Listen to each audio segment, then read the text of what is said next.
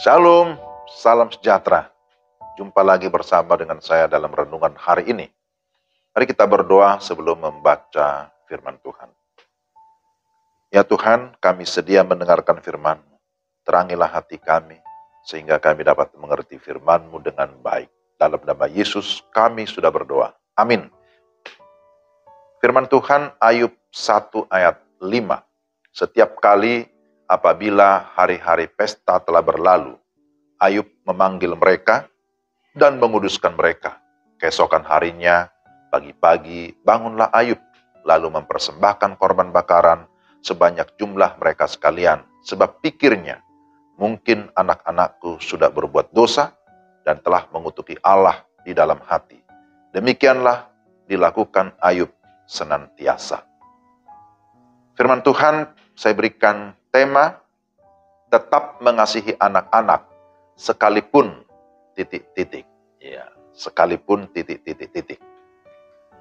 Saudara-saudara, tidak dapat disangkali bahwa masyarakat pada zaman now sedang mengalami kemerosotan rohani ataupun krisis moral yang serius. Nilai-nilai rohani dan nilai-nilai moral dalam masyarakat tidak lagi berpatokan pada sumber kebenaran yang hakiki, yaitu firman Tuhan, tetapi sudah banyak dipengaruhi oleh berbagai pikiran, paham, atau isme yang sesungguhnya tidak alkitabiah. Dunia menawarkan hal-hal yang bersifat fana, namun begitu menggoda, dan tidak sedikit orang yang jatuh ke dalamnya. Ada beberapa paham yang mempengaruhi, misalnya budaya konsumerisme, kemudian ada kriminalitas sekular, individualisme, standar duniawi yang akhirnya membawa kepada hedonisme atau kesenangan secara pribadi. Sehingga tidak mengherankan banyak anak-anak yang tidak terkontrol, uncontrol, lalu jatuh ke dalam berbagai-bagai dosa dan menjadi generasi yang hilang.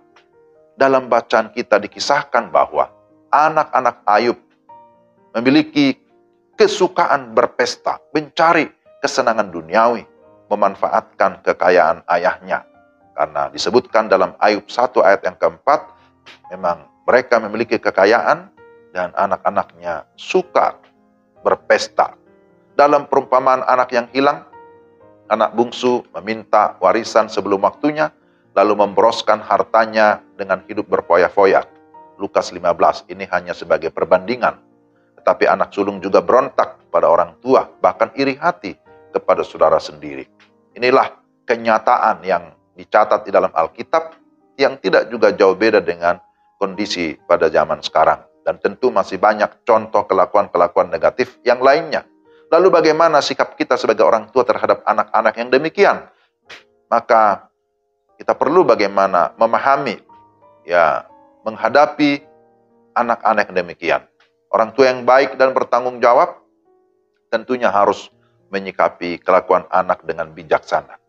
Orang tua harus mengetahui dan menyadari bahwa mereka adalah wakil Allah untuk merawat, memperhatikan, dan mendidik anak dalam keluarga.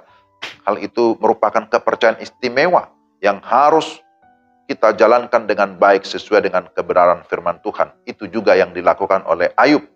Ada beberapa hal yang dapat dilakukan oleh orang tua. Pertama tentu mendoakan, atau di sini disebutkan menguduskan anak-anak. Ayub memiliki kebiasaan yang baik, yaitu setelah pesta berlalu, maka anak-anaknya dipanggil dan dikuduskan. Dia bertindak sebagai imam, mempersembahkan korban bakaran kepada Allah untuk pengudusan anak-anaknya. Jadi kita lihat di sini, orang tua harus menjadi pendoa bagi anaknya. Orang tua bertindak sebagai imam. Kedua, mengajar dan mendidik anak dengan kebenaran firman Tuhan. Orang tua menjadi pendidik utama dan pertama dalam keluarga.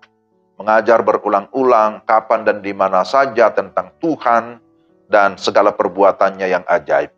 Melalui pendidikan atau pengajaran itulah anak semakin mengenal Tuhan. Dan ketika dia semakin mengenal Tuhan, dia pun bisa mengasihi Tuhan. Dan juga ketika kita semakin mengenal Tuhan, kita pun semakin mengenali diri kita sebagai ciptaan Allah yang agung, bahwa kita adalah gambar dan rupa Allah. Jadi tugas orang tua adalah bagaimana menuntun anak-anaknya hingga mengalami perjumpaan pribadi dengan Kristus Tuhan. Ketiga, mengasihi dan menjadi contoh yang baik. Anak-anak adalah peniru yang ulung. Seringkali anak merasa terluka, kecewa karena orang tua tidak konsisten. Perkataan dan perbuatannya tidak berbanding lurus. Anak-anak membutuhkan sentuhan dari orang tua, baik fisik, psikis, dan juga secara spiritual, secara rohani, yang berlandaskan kasih Allah yang ajaib. Nah, inilah hal-hal yang harus diperhatikan oleh orang tua. Jadi, seperti apapun anak itu, karakternya, pola pikirnya, ya sekalipun dia banyak kelemahan, banyak keterbatasan, ya tetapi orang tua harus tetap mengasihi anak-anak dengan cara terus mau mendoakan, mengarahkan supaya tetap bertekun di dalam iman, firman, dan hidup menjadi anak yang takut akan Tuhan. Kiranya Tuhan memampukan kita untuk melakukan firman-Nya. Mari kita berdoa. Ya Tuhan, terima kasih untuk firman-Mu. Doa kami supaya Tuhan menolong, supaya kami dapat memahami firman-Mu dan menerapkan di dalam kehidupan kami hari lepas hari. Dalam nama Tuhan Yesus kami berdoa dan mengucap syukur. Amin. Demikianlah renungan kita. Tuhan memberkati saudara sekalian. Shalom.